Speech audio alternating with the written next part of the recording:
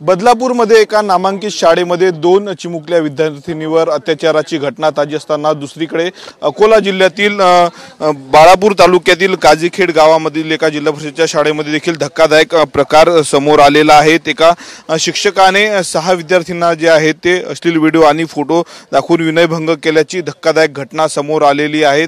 आणि त्यानंतर आता आपण पाहिलं तर आरोपीला पोलिसांनी अटक केलेली आहे। दुपारी न्यायालयामध्ये आरोपी शिक्षकाला दाखल करणार आहे। त्याच पार्श्वभूमीवर दुसरीकडे पोलीस देखील या शाळेमध्ये पुन्हा दाखल झालेले आहेत। सोबतच बाळापूर मतदारसंघाचे आमदार नितीन बापू देशमुख देखील या ठिकाणी आलेले आहेत। संपूर्ण घटनेची माहिती ते पोलिसांकडून आणि ग्रामस्थांच्या वतीकडून घेतली जात आहेत। मोठ्या प्रमाणात ठिकाणी पालक आहेत, ज्या पालकांचे विद्यार्थी या शाळेमध्ये ते पालक देखील या ठिकाणी दाखल झालेले आहेत। या शिक्षकावर कठोरातली कठोर कारवाई झाली पाहिजे अशी मागणी या लोकांनी केलेली आहे।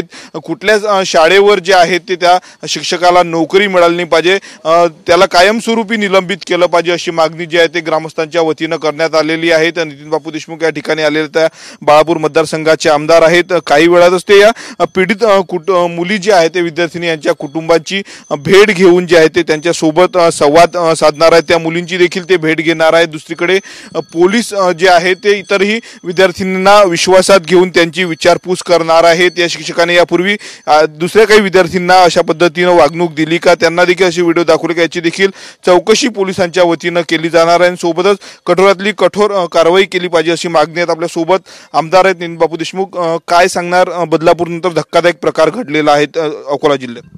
खरं तर 8व्या वर्गातल्या 6 मुली संग असं कृत्य घडणं ही अत्यंत दुर्दैवी घटना ह्या माझ्या मतदारसंघामध्ये काजीखेडमध्ये झाली। खरं तर हे केस फास्ट ट्रॅकमध्ये चालायला पाहिजे आणि अंडर ट्रायल केस चालायला पाहिजे। अशा ज्या केसेस आहेत ह्या जर अंडर ट्रायल चाललं नाही तर नंतर आरोपी बाहेर आल्यानंतर त्याच्यात मग फिर्यादीवर दबावतंत्राचा वापर होऊन अनेक केसमध्ये नंतर चुकीचे निर्णय न्यायालयामध्ये होतात। म्हणून ह्या निर्णय योग्य लागला पाहिजे, म्हणून हे अंडर ट्रायल केस चालली पाहिजे फास्ट ट्रॅकमध्ये।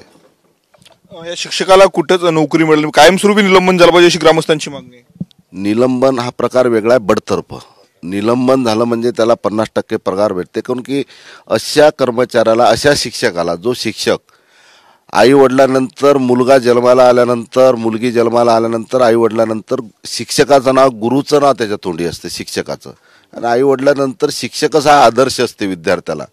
आणि शिक्षक सारखा असा शिक्षक जर असं कृत्य करत असेल तो सेवेतच नसायला पाहिजे, त्याला बडतर्फ करायला पाहिजे। त्या पद्धतीची मागणी आम्ही आज मुख्य कार्यकारी अधिकाऱ्याकडे करणार आहोत की अशा शिक्षकाला सेवेतून बडतर्फ करावं म्हणून। तुम्ही भेट घेणार आहेत का मुलींची आणि त्यांच्या कुटुंबियांची? आता इथं सध्या गावचे सरपंच वगैरे सर्व गावकरी, इथं गावकऱ्यांची चर्चा झाली, ठाणेदाराशी चर्चा झाली। रात्री संबंधित जे पोलीस कारवाई होती ते कारवाई संबंधित ठाणेदार म्हणा, SDP म्हणा यांनी रातची पूर्ण कारवाई केली।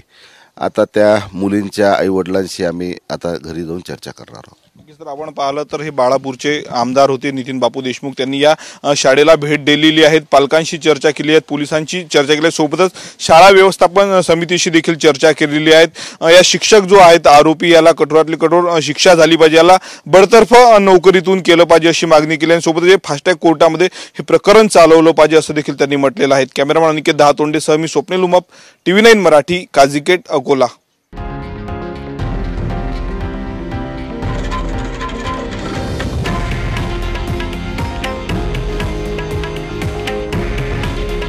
हे आहे देशातील नंबर 1 न्यूज नेटवर्क आणि आपण पाहत आहात TV9 मराठी। काळजी तुमची, हित महाराष्ट्राचं।